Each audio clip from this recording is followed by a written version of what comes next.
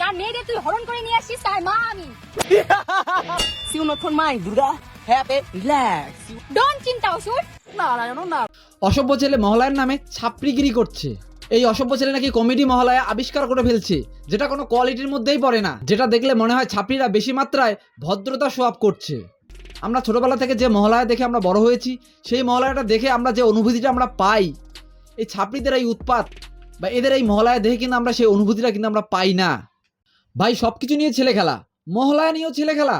যেমনি নদীর পাড়ে কাশিয়া বাগান পায় আর কাশিয়ার ফুল পায়, ঠিক তেমনি মহালয়ার নামে খাসিয়া মার্কা ওভার অ্যাক্টিং। আমাদের যেতে হবে না? কোথায়? মরতে। ও দাদুর বাড়ি? হ্যাঁ দিদি। আমাকে চেনো না, স্বর্গ থেকে মরতে আসবে তোদের মতো ওষুধের বিনাশ করার জন্য। সে মরতে থেকে অভিনয় করছে, সে নাকি আবার মরতে যেতে চায়। ভাবা যায় এদের স্ক্রিপ্টের কেমন ধার। এদের মহালয়ার ভাষা শুনলে মনে হয় ये सब क्या देखना पड़ रहा है, अच्छा है मैं अंधा हूँ। আপনারা কি জানেন আজকাল মহালয়া নাকি বলে কমেডি হচ্ছে? তাহলে মানুষের রুচি কতটা নিম্ন গতির দিকে হাঁটছে ভাবা যায়। আমি অসভ্য ভাইয়ের কাছ থেকে জানতে পারলাম মহালয়া নাকি বলে আবার কমেডি হয়। আগেকার মহালয়ার কথা ভাবলে নস্টালজিক ফিল হয়, আর মহালয়ার কথা ভাবলে এদের কমেডি। অসভ্য ছেলে দাদা অনেক জ্ঞানী এবং অনেক শিক্ষিত, তাই তো দাদার কাছ থেকে আমরা অনেক নতুন নতুন কনসেপ্ট পাই। পুজোর আগে মহালয়া দেখার যে আনন্দ, যে অনুভূতি, সোশ্যাল মিডিয়ায় এই ধরনের ভিডিওগুলো মনে হয় কোথাও যেন সেটা নষ্ট করছে। আমরা যখন ছোট ছিলাম সেই সময়টা গ্রামে মাত্র 2-1টা টিভি। ভোরবেলার দিকে ঘুম থেকে ওঠা, দৌড়ি কে আগে টিভির সামনে গিয়ে বসতে পারে। কত লোকজন ছিল, সবাই মিলে একসাথে একটা টিভিতেই মহালয়া দেখা। ওই যে সেই আনন্দটা এক নিমিষেই কোথায় যেন হারিয়ে গেল, আজ আর নেই। আজ সবার বাড়ি বাড়ি টিভি, হাতে হাতে মোবাইল ফোন, সবাই নিজ নিজ জায়গায় নিজের নিজের মতো করে সেই মহালয়া দেখ। আজ সেই দিনগুলি কোথায় যেন হারিয়ে গেল। সত্যি সত্যি খারাপ লাগে সেই দিনগুলির কথা অনুভব করলে। আজ কোথায় যেন সেই দিনগুলো হারিয়ে গেল।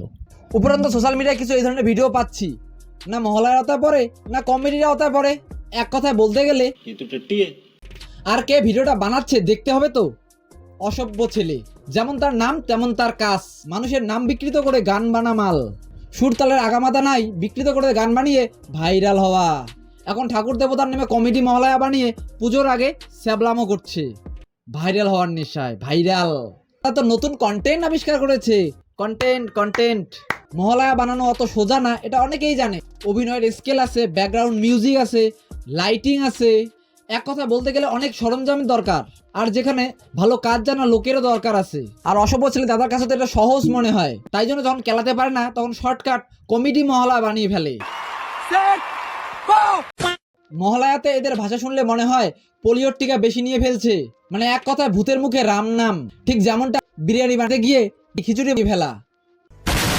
আর এদের অভিনয় দেখলে মনে হয় যে ছাত্রীরা বেশি মাত্রায় ভদ্রতা শো আপ করছে।